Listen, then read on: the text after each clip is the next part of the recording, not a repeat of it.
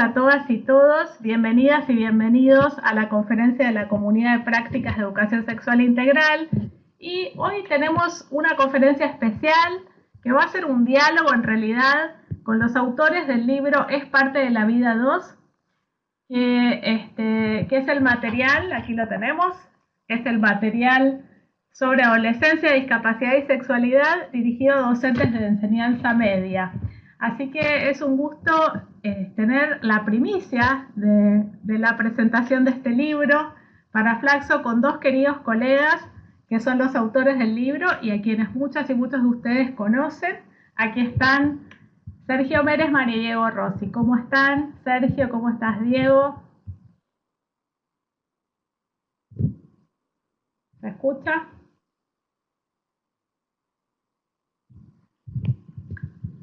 Bueno, los presento brevemente a Diego y a Sergio y después vamos a hacer una breve entrevista y al final vamos a dejar un tiempo para preguntas, para que puedan dialogar y hacer preguntas directamente con Sergio y con Diego. Hay un poco de delay, pero creo que después vamos a ir esperemos que se vaya solucionando. Les presento, bueno, Sergio Meresman es psicólogo, él es magíster en salud colectiva y es el director del Instituto Interamericano sobre Discapacidad y Desarrollo Inclusivo en Uruguay. Él, además de trabajar con nosotros en el diploma y en otros cursos de Flaxo, él es consultor en estos temas y también en temas de promoción de la salud. Así que, bueno, y con amplia trayectoria en lo que es la educación sexual de personas con discapacidad. Es un gusto contar con la presencia de Sergio y a Diego Rossi, que él es maestro, es especialista en educación para la salud. Diego trabaja, bueno, como conmigo en el equipo coordinando las actividades de educación sexual en Flaxo, el diploma y otras actividades. Y por mucho tiempo, por más de 10 años, fue coordinador del programa de educación sexual en Uruguay y trabaja también con Sergio en el Instituto Interamericano de Desarrollo de Discapacidad y Desarrollo Inclusivo en Uruguay. Así que bueno, les damos la bienvenida y gracias por darnos esta entrevista para presentar el libro. Para empezar, vamos a empezar con una pregunta. Bueno, ustedes han elaborado un primer material que fue así como un hito en la educación sexual de personas con discapacidad. El libro es parte de la vida 1, que ha sido un material que era para familias, ¿verdad? De chicas y chicos en edad escolar. Ese material que fue realizado en Uruguay, difundido por el programa de educación sexual integral en Uruguay y también fue adaptado a Argentina y a otros países de la región. Ahora entonces, bueno, queríamos preguntarles cómo y por qué surge este segundo libro. Si quieren contarnos cómo y por qué surge este segundo libro. A ver, ¿quién de los dos quiere comenzar? Empezaba a decirles que teníamos acá con nosotros un ejemplar de la primera parte de fue publicada en Uruguay por ahí del 2015. No, fue antes, fue en el 2012. Y fue, bueno, como bastante pionero en el sentido de colocar una temática que en esos años era todavía una temática muy invisibilizada, muy tabú y que daba como mucho miedo, que era la cuestión de la sexualidad de los niños, niñas y adolescentes con discapacidad. Partimos de un trabajo de investigación que recogió un poco en Uruguay la situación del acceso a educación sexual que tenían niños y niñas con discapacidad, principalmente en escuelas especiales, porque era y es todavía el tipo de educación que de forma hegemónica reciben los niños y niñas con discapacidad. Y bueno, fue la manera como de entrar a colocar, a generar un poquito de datos y de evidencia sobre algo que, como les digo, en esa época era todavía muy invisibilizado, muy poco conocido, muy poco abordado desde las políticas públicas. Hicimos un trabajo de investigación. De ese trabajo de investigación incluía grupos focales con familias. En esos grupos focales con familias nosotros teníamos 4 o 5 preguntas, que eran las preguntas de la investigación acerca de cómo las familias abordaban o cuánto las familias abordaban este tema. Y cuando terminaban esos grupos focales, las personas que habían asistido tenían como 30 preguntas para hacernos ellos a nosotros acerca de... Voy a acercarme un poquito.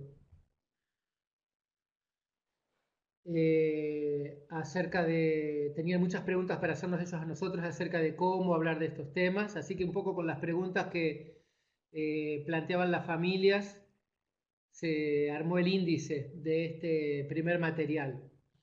Que bueno, que como ya se mencionó, fue un material que fue de los primeros que estuvieron disponibles en la región. Estaba dirigido a las familias que tienen hijos con discapacidad en edad escolar, es decir, que tienen hijos que van a escuelas primarias. Y era una primera manera de romper el tabú y tratar de dar herramientas para que se rompa el silencio y se hable de estos temas, que sabemos además que el silencio va de la mano de un montón de riesgos y es por eso que consideramos que es valioso generar estos materiales y generar esa conversación con las familias.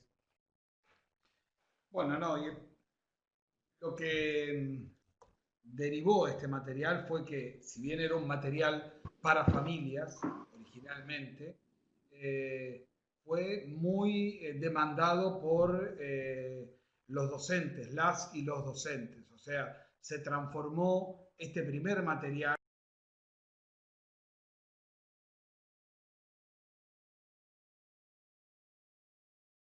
de estos temas en el ámbito educativo. O sea, nosotros sin querer, cuando Sergio comenzó a elaborar este material, y bueno, y este material salió a luz, era un material para la familia, pero sin quererlo se transformó en un material que era utilizado, que era llevado a las aulas por los grupos de docentes de todo el país.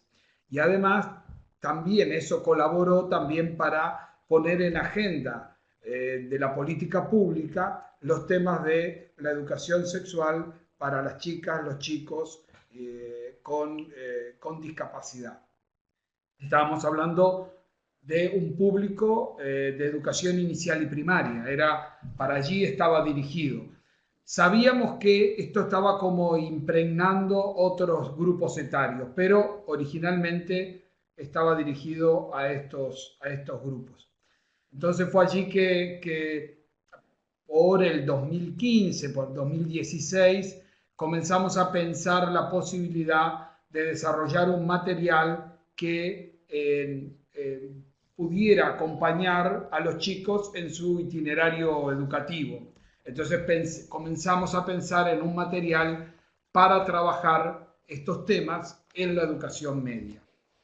Y un material ya que no estuviera dirigido a las familias, sino que fuera un material que lo pudieran trabajar los docentes de este nivel educativo. Y bueno, fue así que surge, es parte de la vida 2, cambiando el público objetivo y con protagonistas. Los protagonistas del libro son esos niños que ya ahora son adolescentes y tienen otras demandas, tienen hay otras cosas para hablar con ellos. Bueno, gracias por la respuesta a la primera pregunta. Y les quería preguntar, queríamos saber un poco que nos cuenten cuáles son las principales barreras que encuentran las y los adolescentes con discapacidad para vivir su sexualidad plenamente. ¿Quieren contarnos un poco en qué consisten estas principales barreras y bueno, cuál es el rol de la educación sexual integral en esto? Las barreras que puede encontrar un adolescente con discapacidad a veces son parecidas a las que encuentra cualquier adolescente para empezar a ejercer su sexualidad con libertad y con herramientas, ¿no? Llevar adelante su curiosidad, su deseo. En el caso de la discapacidad, yo diría que esas barreras tienen que que ver con construir un poco su identidad, están, y que también hay alguna dificultad que pues, tal vez es un poquito adicional, que tiene que ver que justamente para poder acceder a esas herramientas que tienen ya que ver como con la vida adulta y con cómo me preparo para la vida adulta, es necesario tener alguna señal por parte de las familias y por parte de la sociedad que se espera que esa persona pase una vida adulta. O sea, que haya una expectativa de que va a actuar en el terreno, digamos, de la sexualidad, en el terreno de las relaciones, de los vínculos, va a actuar cada vez más como un adulto, que va a poder plantearse la posibilidad de tener pareja, la posibilidad de tener relaciones sexuales, la posibilidad de eventualmente padre, bueno, todo ese tipo de expectativas, capacidad a veces es más difícil que estén, y eso es una gran barrera, porque si hay mucha sobreprotección, hay como una cierta infantilización, ¿no?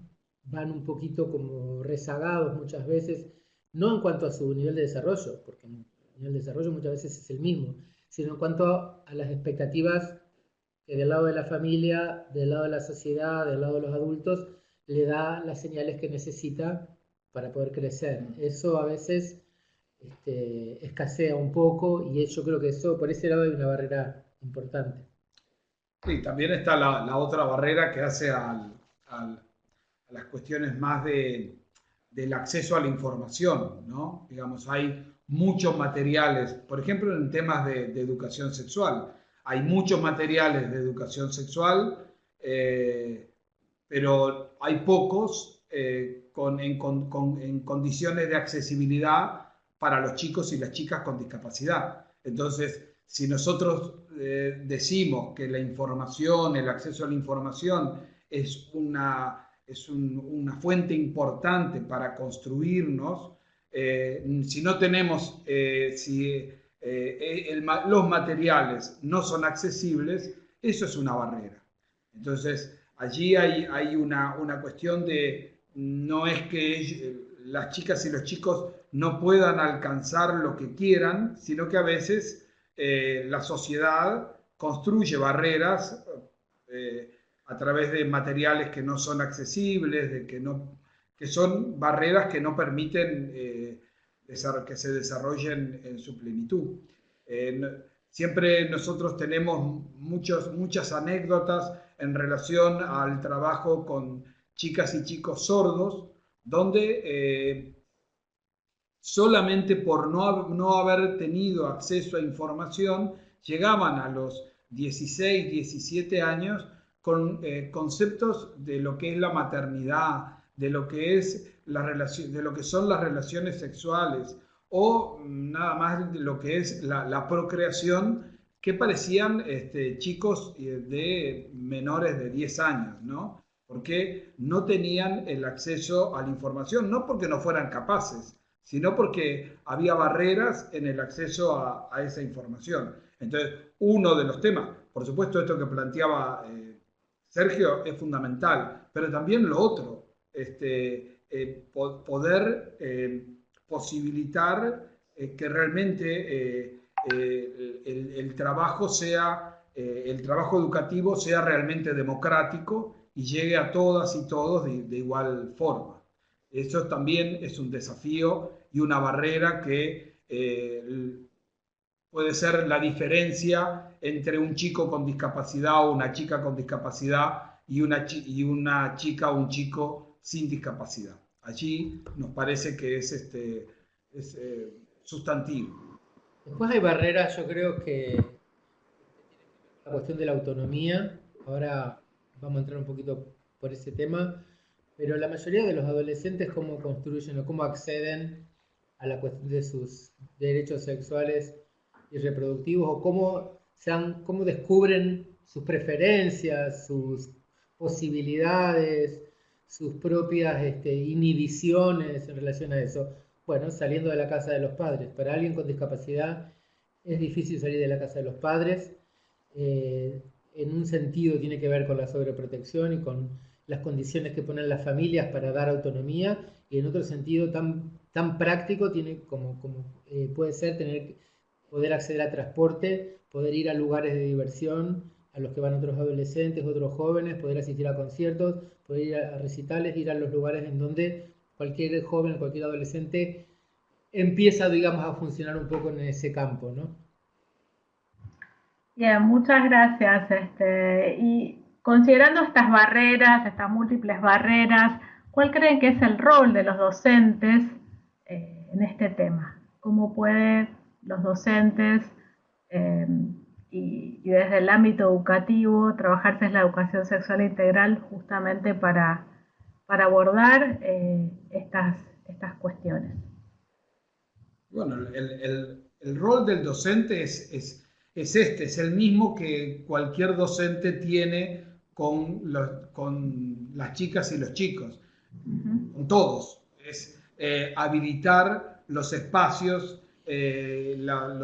los espacios para que ese aprendizaje tenga lugar, habilitar las preguntas, habilitar las búsquedas, sin distinción si tenemos o no discapacidad. Ese es el rol docente. Otra de las cuestiones es que el docente deje de lado o supere esas miradas que tiene acerca de las personas con discapacidad. Esto que también planteaba Sergio, de decir, pensar o sentir que si tiene una discapacidad no tiene capacidad de. Entonces, allí el docente tendría que tener la suficiente amplitud, capacidad. En realidad es el rol docente de decir todas y todos tienen la capacidad de alcanzar lo que se proponen con todas las herramientas que puede tener a su alcance, o sea, promover esto que decía al principio, ¿no? Generar el espacio, ya sea en el espacio áulico, el espacio del acceso a los materiales, para que el aprendizaje tenga lugar. Allí también hay cuestiones vinculadas, siempre lo decimos, vinculadas a los temas de laicidad, a los temas de no imponer sus prejuicios, no imponer su ideología. Me parece que por allí es donde tenemos que jugarnos los docentes a la hora de abordar los temas de educación de la sexualidad. Pero esto es aparte de tengamos o no tengamos delante personas con o sin discapacidad. Es el rol del docente que tendría que ser para todos por igual. Bueno,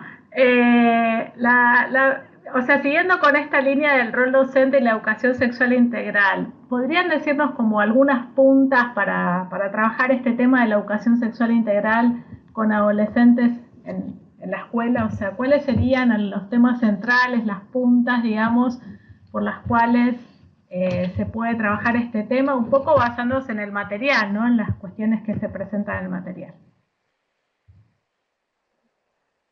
Yo creo que hay un punto de partida, como en cualquier proceso de preparación de los docentes para trabajar estas temáticas, que tiene que ver con deconstruir sus propios prejuicios, así como en general hablamos de los prejuicios y la sexualidad propia en el docente. Acá es la propia percepción de la discapacidad, y eso en general es muy, funciona, digamos, como una barrera cuando están esos prejuicios o las expectativas son muy bajas, o el docente cree que ese adolescente o esa adolescente no va a poder o no va a desear o no va a conseguir. Bueno, trabajar todo eso, porque eso tiene que ver con una mirada que hemos heredado de la discapacidad, que es una mirada en general médica y poco habilitadora, digamos, de las posibilidades. Entonces, yo creo que empieza por ahí, por trabajar cada uno sus propias percepciones. Luego, sí, creo que tiene que ver con un poco prepararse en el sentido de conocer, ¿no? cómo cómo funciona alguien con discapacidad intelectual o con discapacidad psicosocial o con discapacidad auditiva. Creo que eso hay algo que es específico como de la manera de funcionar de cada persona y que hay que conocerlo. Conocerlo me refiero no en un sentido teórico o académico.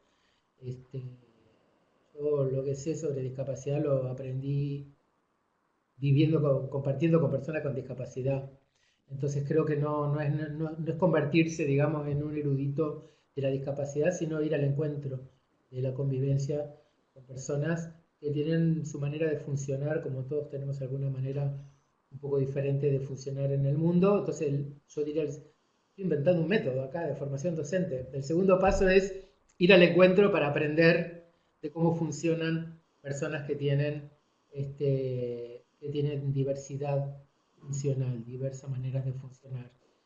Y bueno, yo creo que esas dos cosas son importantes como para no inhibirse. Yo creo que no inhibirse es muy importante, porque la discapacidad, como hay tanto prejuicio y hay tanta corrección política, también da mucho miedo a veces de meter la pata, de decir algo incorrecto o de hacer algo incorrecto, y eso es pésimo para cualquier cambio, para cualquier estrategia de cambio. Tiene que haber también un poco animarse a ir al encuentro de lo diferente, de aquello con lo que no estoy acostumbrado a convivir o a interactuar, para que realmente puedan empezar a cambiar un poco.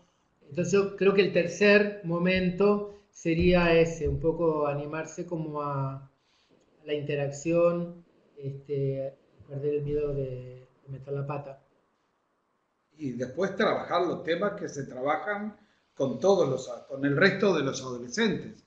Trabajar el tema de género, trabajar el tema de la diversidad sexual, trabajar el tema, bueno, lo planteamos en el libro, el tema de la intimidad, pero esto que planteaba Sergio, ¿no? Hablar, navegar por los mismos temas que navegamos con los otros. Tal vez con estos lentes, con estas miradas, con algunas miradas que sean distintas, pero que enriquezcan.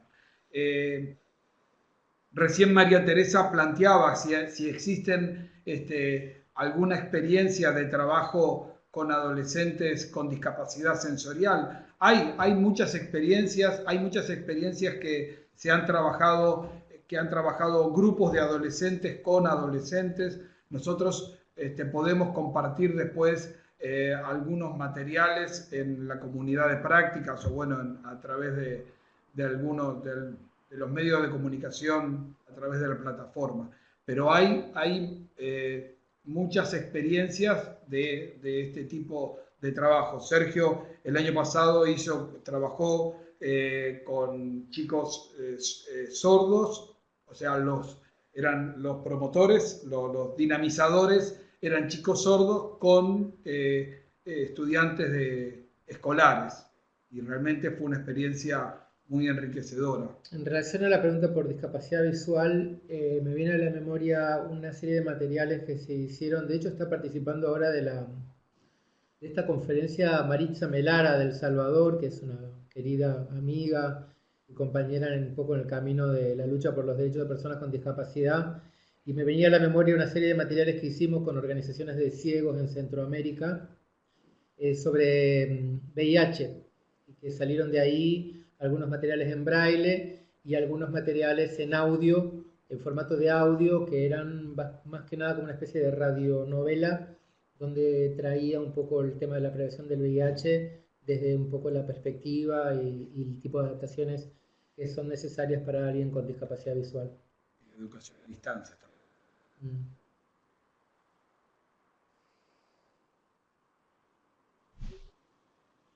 Buenísimo. Bueno, y una última pregunta pensando en las familias de adolescentes con discapacidad. ¿Cuáles cree que son los principales desafíos? Y si pueden comentarnos cuáles podrían ser como 3 mensajes claves, orientaciones que le darían o se le pueden dar a las familias de adolescentes con discapacidad.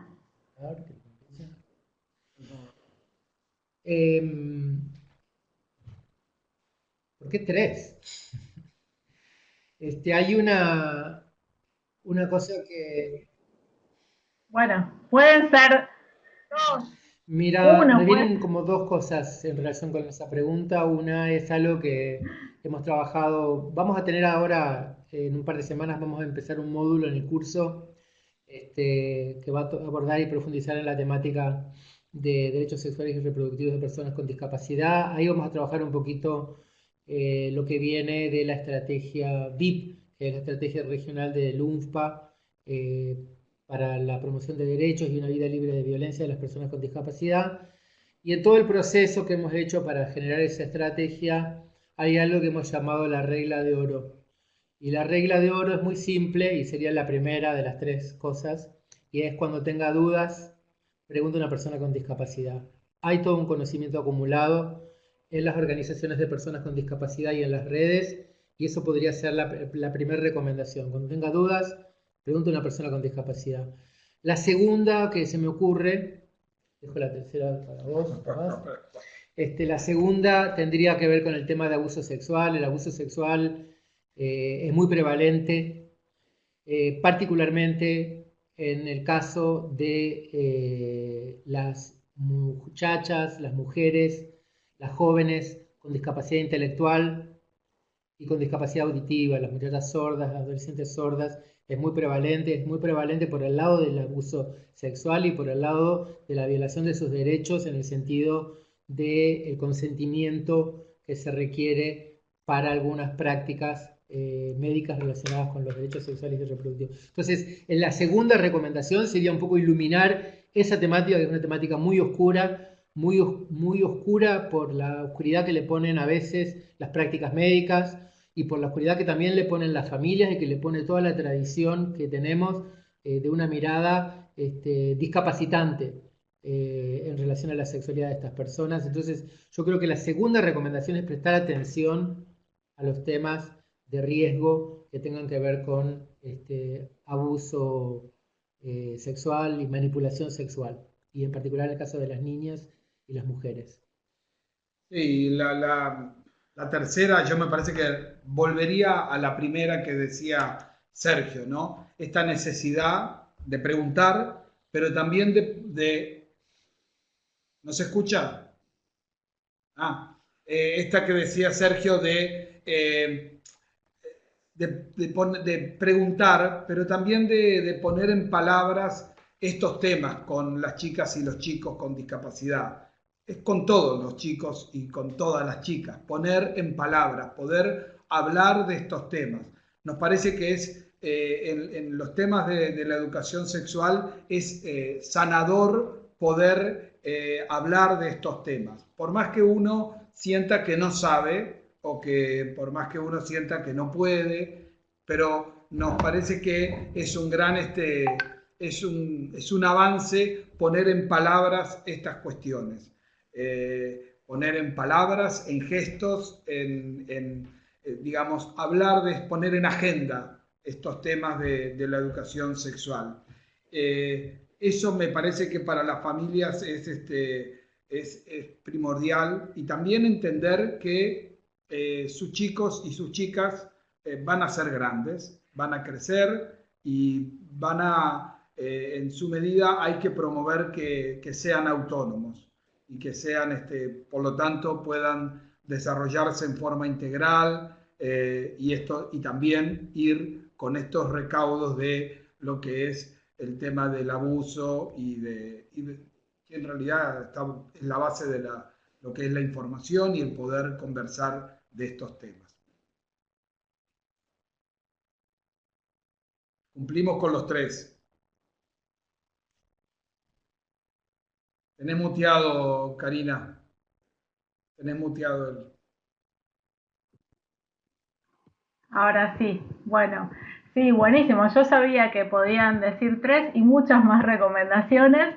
De hecho, en el libro aparecen un montón de puntas para pensar este tema. Realmente muchas gracias a ambos por la entrevista y por trabajar este tema que es tan importante para realmente poder desmistificar el tema de la sexualidad en adolescentes con discapacidad, dar herramientas para que las docentes y los docentes nos animemos a trabajar y realmente es un material muy valioso. Después vamos a pasar, cuando subamos la entrevista a la página de Flaxo, vamos a poner el link también. Si se coloca en el buscador, es parte de la vida 2, aparece, pero en la comunidad de prácticas está el link y a este libro y al anterior, y al parte de la vida 1. Sí, y también lo vamos a poner en el espacio abierto de Flaxo para la gente que no pertenece a la comunidad práctica, si quiera ver ambos libros, porque ahí escuchaba, había algunas preguntas de personas que querían acceder al material.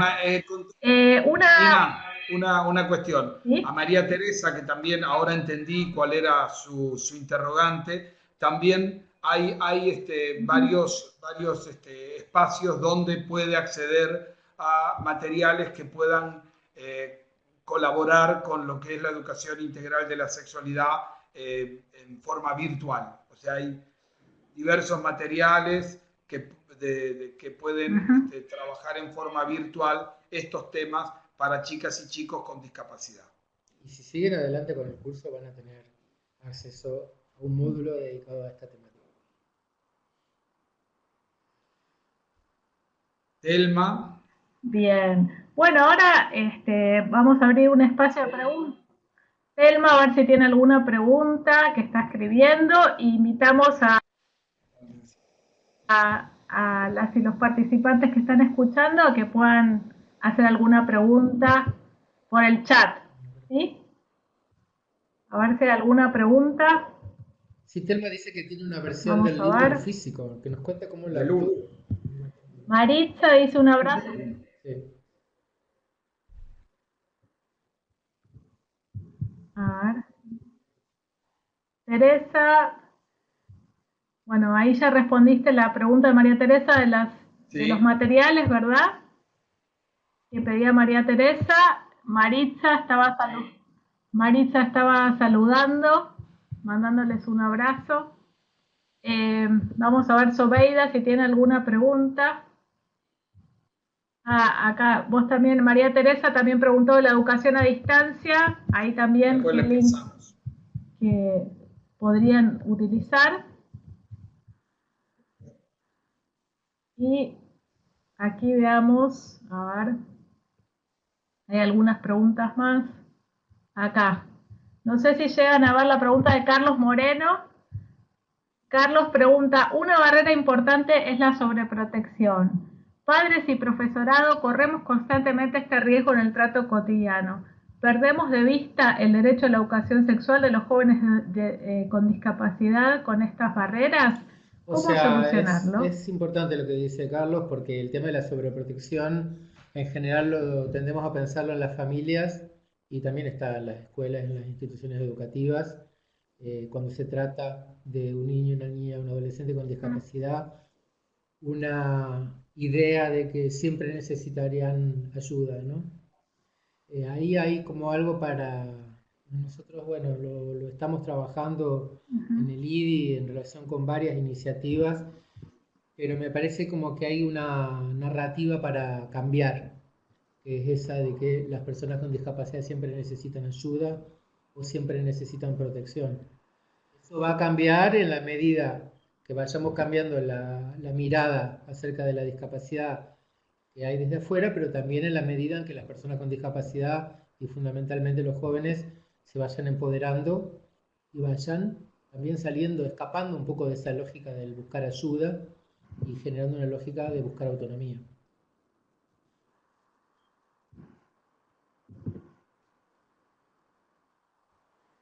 Bien, aquí Carlos les agradece y dice que es estupenda la publicación, que es muy interesante el aporte que hacen dentro del libro de las 3Ds, desdramatizar, despatologizar y desetiquetar. Y el apartado, a ver, no sé si llego a leer ahí. Sí, es muy interesante porque es una forma sencilla, esto de las 3Ds, de pensar en el tema, en esto de cambiar un poco las actitudes, que ustedes dicen, por lo que dicen es un tema central. para trabajar con adolescentes con discapacidad. Acá donde está había una pregunta más, no sé si la llegan a ver. Después de... A ver, la leen la pregunta de ahí porque acá, a ver. ¿Sí? ¿Querés, Diego y Sergio, la quieren responder? Bueno, sí, ahí son temas, este tema de la pandemia es un tema que, bueno, que estamos todos también aprendiendo a cómo dar respuesta a estos temas. Desde el IDI hay toda una serie de trabajos, pero no dirigidos tanto a las familias, sino dirigidos a los jóvenes, para trabajar jóvenes con jóvenes, acompañarlos en estos momentos de aislamiento, de confinamiento, porque bueno, son situaciones que realmente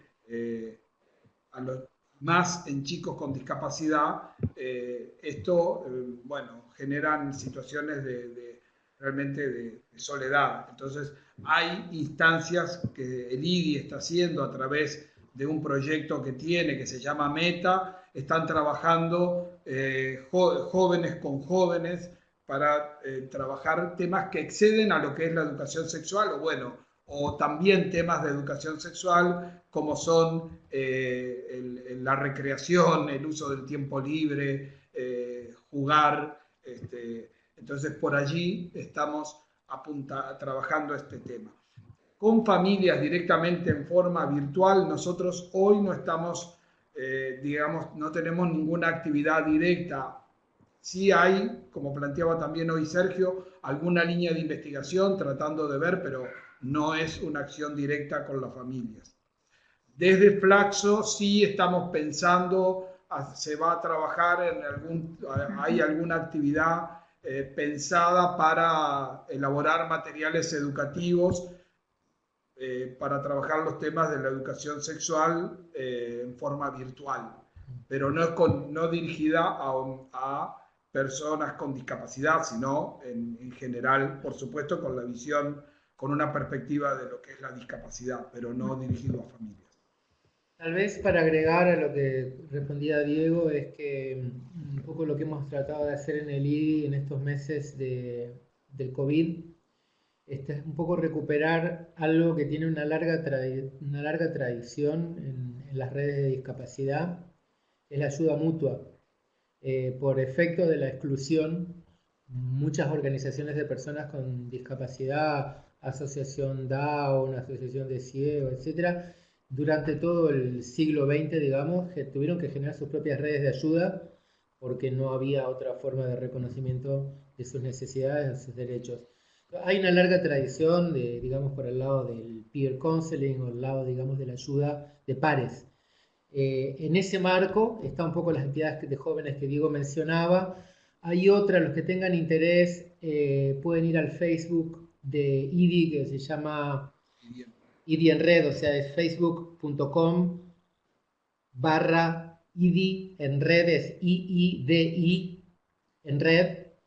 Y ahí, desde hace ya un poquito más de un mes, empezamos un trabajo tomando esta idea del apoyo de la ayuda de pares. Generamos un espacio que es un punto de encuentro cada 2 o 3 semanas de adolescentes y jóvenes con y sin discapacidad. Se llama Consejo de Impares.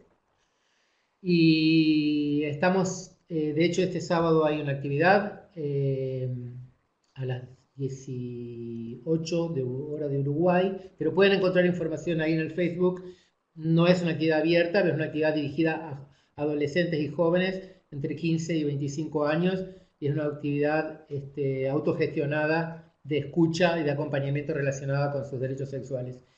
Y lo otro que quería decir, para hablar un poco de lo que marca la pandemia, es, yo creo que no tiene, digamos, que ver únicamente con la discapacidad, pero creo que una de las cosas del quedarse en casa es que todas las situaciones de violencia y abuso sexual también, como que en general, cuando un niño o un adolescente tiene la posibilidad de ir a la escuela, tiene la posibilidad de hablar y que alguien lo escuche en otro lado. si eso está interrumpido, en casa también se quedan muchos secretos que sabemos el resultado que tienen. Entonces, yo creo que es un momento particularmente importante en donde acercarse a las casas que están, donde están las familias, para poder un poco estar cerca de situaciones que de pronto son de riesgo. Tal vez, mientras que Karina se conecta, también hay una serie de materiales ahí en ese Facebook que pueden encontrar a distancia en lo que es la educación de personas con discapacidad. Tal vez en los Karina casos en se que cortó no se puede llegar, y recién el rol te importante escuchamos. que tiene, ¿no? No dejar estos temas para ayudar en estos momentos, acompañar. A ver, acá donde dice, creo que hay agradecimientos múltiples de Zoeida, de Telma, María Teresa, que ya está viendo el documento, pudo acceder y lo está viendo, dice que está buenísimo.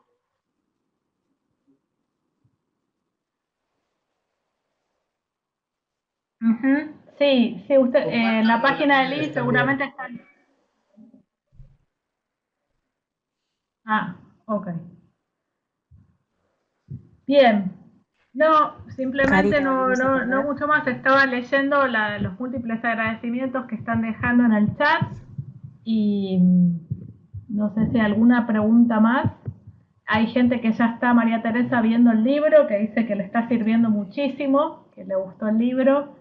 Tal vez mientras que lo que veníamos hablando, mientras que Karina se reconecta, en el canal de YouTube del IDI hay una serie de materiales que elaboramos que, si bien no son de educación sexual, están vinculados a temas de salud sexual y reproductiva, dirigido a, son totalmente accesibles para población ciega, sorda, y están también hechos en lenguaje simplificado. Entonces son materiales, reitero, no son específicos de educación sexual, pero sí sirven para trabajar los temas de salud sexual y reproductiva y derechos sexuales y reproductivos. Entonces nos parece que colaboran en esta propuesta y además pueden acompañar al trabajo que se hace con este libro. Karina, me parece que se desconectó. Salió y volvió a entrar. Ahí se está reconectando y vamos a tener, no sé si volviste, Karina. Sí, acá estoy. Cambié de lugar porque donde estaba había perdido la señal. Así que no sé si se ve algo. Simplemente creo que ya no hay más preguntas, ¿no? No sé si ven alguna más en el chat. Si no, vamos a ir cerrando, si les parece. Bueno, muchísimas gracias a Sergio y a Diego por esta entrevista, por presentarnos el libro. Y bueno, nos estimulan a leerlo, así que agradecemos y bueno, gracias a todas y todos por participar, a las personas que están escuchándonos en línea. Les dejo saludar a ambos, si quieren decir alguna palabra para despedirse. Bueno, muchas gracias. Bueno, muchas gracias a ambos. Chao, gracias a los dos, gracias a todas y todos. Chao, chao, chao.